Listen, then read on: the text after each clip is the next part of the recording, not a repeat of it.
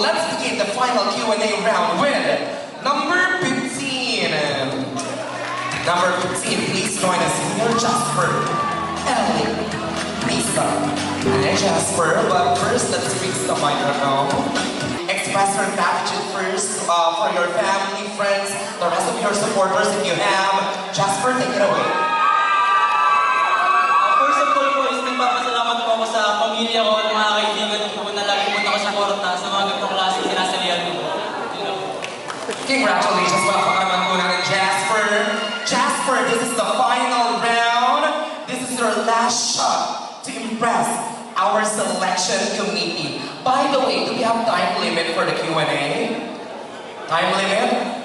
No time limit, but don't answer till tomorrow, okay? So Jasper, please pick your hashtag. Judges, get ready. The hashtag is hashtag Province of Laguna. Province of Laguna. Province of Laguna is known for its natural resources, such as waterfalls and mountains. And this is where most of us make a living. And as a Lagunense, I want to promote our loving our own, support our own. Because as they say, huwag maging dayuhan sa sariling bayan. Let us love our own culture, love our own people, love our own food. Let us love Laguna. Thank you. Congratulations. Well, that's just a piece of a cake. We have 11 more Mr. of Laguna. Congratulations again to our first Mr. Jasper Elimisa, category number 15. And now, JP, let's proceed to the second one. Carlo Makuto of Binyan. Thanks, Carlo. So, Carlo, before we direct your final hashtag, again, I'm seeing plenty of supporters back there. So express your love and your support to your family and your friends. Use the microphone right here. First of all, thank you so much for watching Mr. Laguna 2026. And I really appreciate the people who are supporting me right now. That includes my family, friends, even my handler who always supports me 100%. In fact, it's more than 100%. Thank you so much. Oh, wow. Thank you. You are truly blessed. You are not lucky. You are blessed. Carlo, I'm pretty sure that you are ready. You have no choice than to be ready. So let's pick your hashtag. Get ready, my dear. Your hashtag is hashtag Filipino Resiliency. Hashtag Filipino Resiliency. Hashtag Filipino Resiliency. We understand that the definition of resiliency is being strong, being confident and courageous, even in times of danger and calamities. But actually, the real definition of resiliency is more than that. It's about not just surviving, but progressing. And stepping in this role, I'm driven to champion progress, resiliency, and also empowering our community as your Mr. Laguna 2026. Through reaching out to different organizations like youth organizations and Department of Education and Commission of Higher Education, that we can create trainings and seminars to really understand the definition of resiliency, make sure that we are not just looking for temporary solution, but permanent solution. And with this process, we will pave the way for a much more stronger and more resilient Laguna. With my courage to face this type of challenges, with my raw and authentic character, with my culture, and lastly, with our resiliency, we will all lead the way forward. Thank you so much. Hashtag Filipino Resiliency. Thank you and congratulations. Carlo Makuto of Binyan. Congratulations, my dear. Maraming salamat. So take advantage of this moment. Now, ladies and gentlemen, we'll go straight to our third finalist. Number 5, Los Baños. Don Eric Daligayaman. Hey Don, congratulations. The last time I'm with you was your journey during Mr. Los Baños. You won as first runner-up, right? And by the way, I would love to know, how does it feel competing against your brother? Kalaban po niya kasi yung kuya niya ngayon. Well, at first, I felt like I had to compete with my brother. I felt like it's a bad thing. But as we continue on competing with each other, I felt like it's such a support system. It's such a privilege to have my brother with me. Because my family has always been my support system, and being here with my brother is such a beautiful experience for me into my whole life. So walang nagparaya. Walang nagparaya. During your audition, like during the screening process, wala bang ako muna, next year ka na lang. Kasi I heard your younger brother also participated for the screening, right? Pero kayo lang yung nakapasok. Well, anyway, congratulations to the both of you. Both of you are part of our top 12. Dawn, let's get ready. Let's proceed to your hashtag. Go pick your hashtag. I love LB. Hashtag human rights. Human rights. Good evening, Laguna. Hashtag human rights. Human rights is something that everyone should have an access for. Everyone should have a right for. And it really saddens me that not everyone has an access with it. Especially there is a war ongoing in our world. People are dying. Innocent children are hungry. And children are crying as I speak right now. And that is such a saddening fact. And as a Mr. Laguna, I am aware that I do have a platform. And I'd like to use this specific platform to spread kindness and to let people know about the importance of choosing the right leaders. Because the leaders are the ones who are responsible for giving human rights to us people. So let's all work together as Lagunenses, as a Filipino, to start being smart, being kind, and being wise. Maraming salamat, Laguna. There you have it, ladies and gentlemen, Los Baños. Number 5, congratulations, son, Eric Kaligayahan. Judges will go straight to another Kaligayahan. Tayo bigulo muna sa kanyang bunda. Representing Los Baños from Dawn, we have EJ Kaligayahan. Hello, Los Baños. Anyway, I wasn't able to ask Don to express his message to the family. I'm seeing your siblings, your parents with you. Please accept your message of gratitude to your family members first. Hello everyone, good evening. I would like to extend my deepest gratitude to my family who's always been very supportive of us, my brothers and sisters. Thank you so much everyone. We're doing this for y'all. Thank you. Yeah. Congratulations for making it this far. Now, EJ, I'm sure you are ready, you're pumped up. This is my first time witnessing you. Kasi lahat ng namanood at nakasama ko, puro kapatid mo. So this is my first time.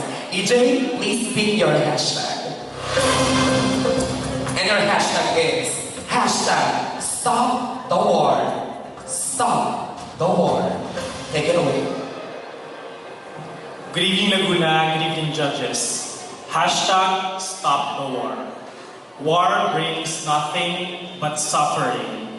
Suffering of our families, of the children, and our community. As your Mr. Laguna, I will use my voice. I will use this platform to amplify my core value in life, which my mother instilled in me, which is kindness. Kindness in everything that we do, understanding each and everyone's differences, and respecting one another. Because by doing that, we don't just build a community. We build a community that is progressive, inclusive, and united. Thank you everyone and have a good night. Congratulations, there you have it, ladies and gentlemen. Completing the Kaligayahan siblings. It's EJ Kaligayahan. Number 1. Congratulations. Candidate number 2, Jenor Nido. By the way, I wasn't able to ask, you're representing what city or what municipality? Please step forward, my dear. I am representing the municipality of Victoria, Laguna. Victoria, Laguna. And earlier, you won. What special award you received? Best, most viewed or most popular reel. Tourism video. So in the totality of your tourism video, ano yung pinaka-na-showcase mo? Kasi ang alam ko sa Victoria ay itlog na pula, itlog ng itik, tama ba? In the totality, did you showcase that also? na-showcase po doon sa video kung ano yung kultura, ano yung produkto ng Victoria na pinagmamalaki ng bayan natin. Congratulations then for bagging the most viewed. Now, let's see if you will be the most applauded for the Q&A round. Let's see who pick your hashtag now, my dear. And your hashtag is hashtag youth vote. Hashtag youth vote. Hashtag youth vote. As a Mr. Laguna, I will encourage the youth to vote wisely and use their brains and hearts also to choose the right leaders their municipality or their country must have. And I do believe that if we vote wisely, we will possibly mend our future in great hands. And also, one vote can change the world. Thank you. Thank you so much and congratulations, ladies and gentlemen. Victoria! Number 2, Cheddar, Anita. Number 4, Wendell, Achensa. Hi, Wendell. Please step to the microphone. Tagasan ka sa Kabuyaw. Sa pulo po. Saan malapit yung Pulo? Terelay? Tama ba? Pulo, Terelay? Malayo, sorry. Ano, Pulo? Saan malapit yan? Near po sa Malagwanay and sa Luzon. First time doing pageant? Not the first time. I joined pageant when 2014, I guess.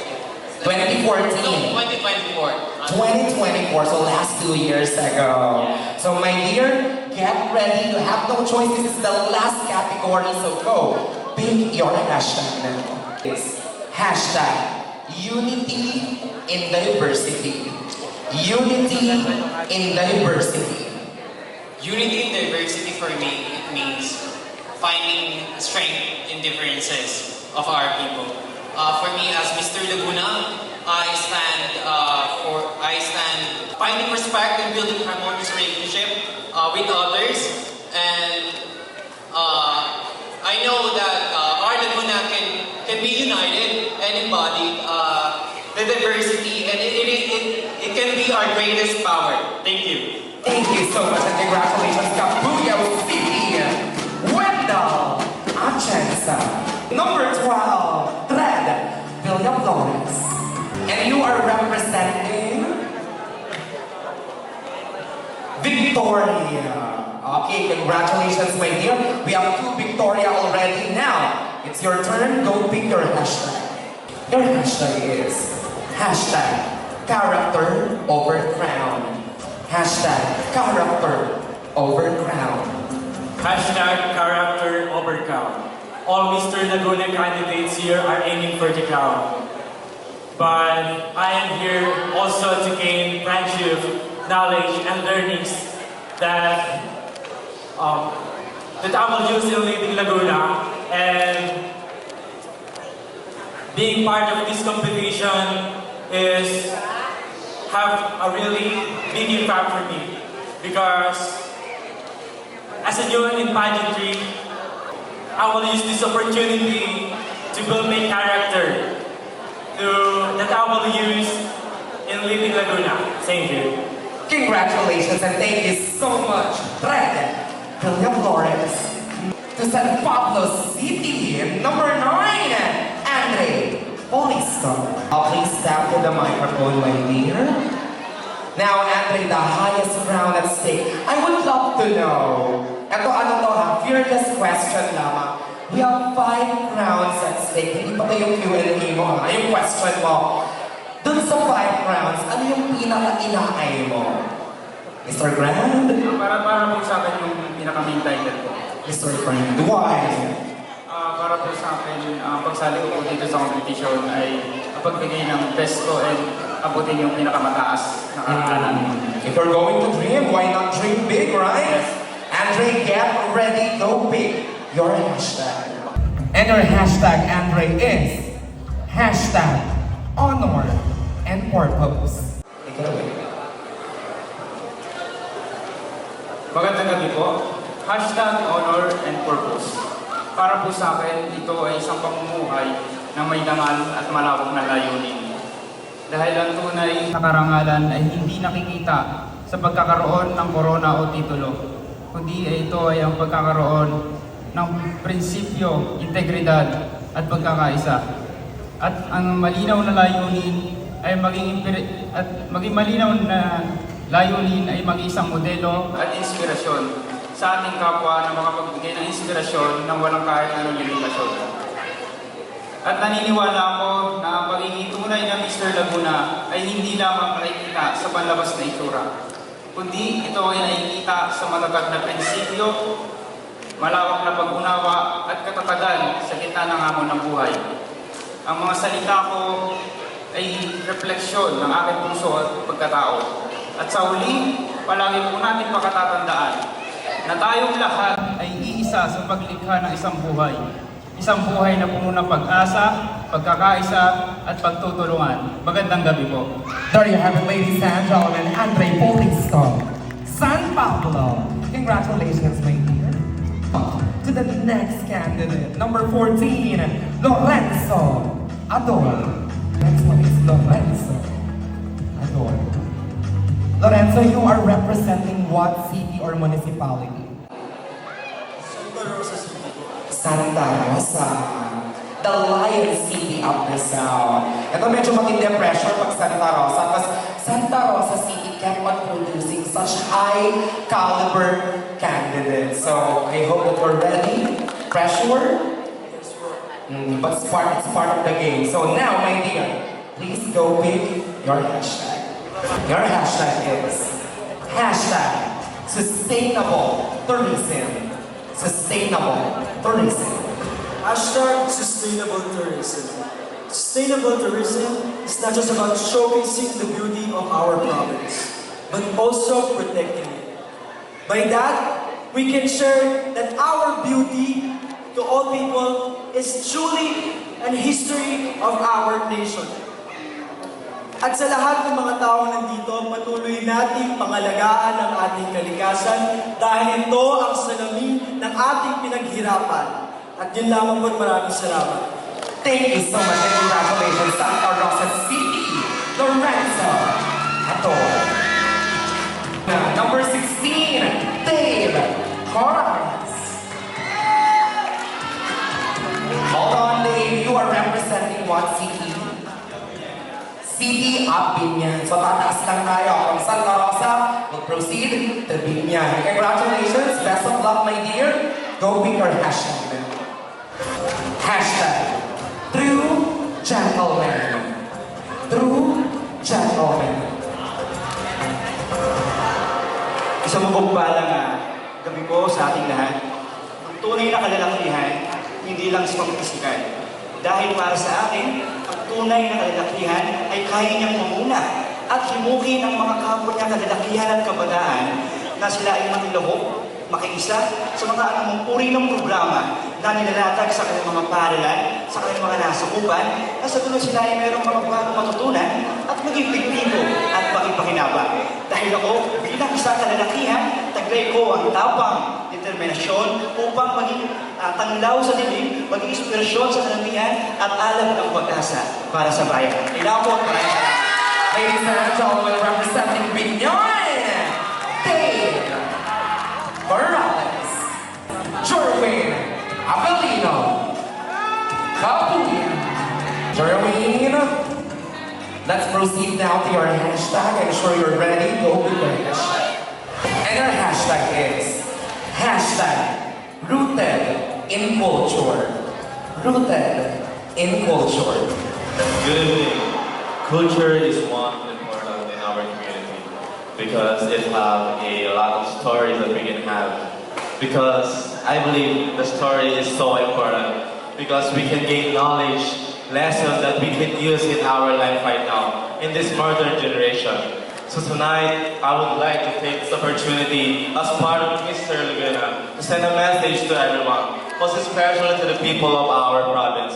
Let us continue to value what we have. Let us continue to value our culture and always have a positive mind, meaningful words, and impactful actions that will surely add the power and spark for the progression of our province. So in the end, we will have a society, community, and province of Laguna that is unbreakable and unstoppable. Thank you, Laguna.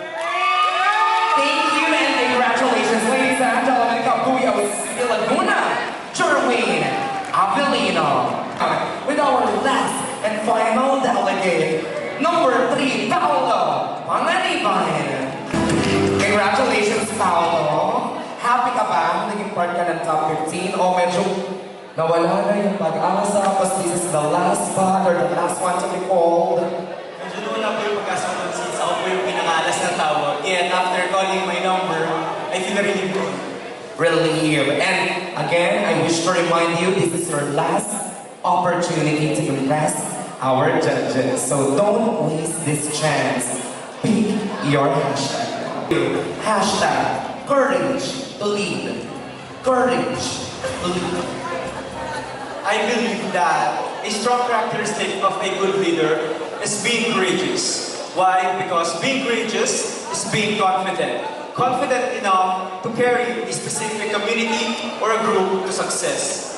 And as someone with a graceful heart and willingness to serve our community, what my message to my future leaders or our future leaders is we also need to be courageous enough to accept our downfall. Why?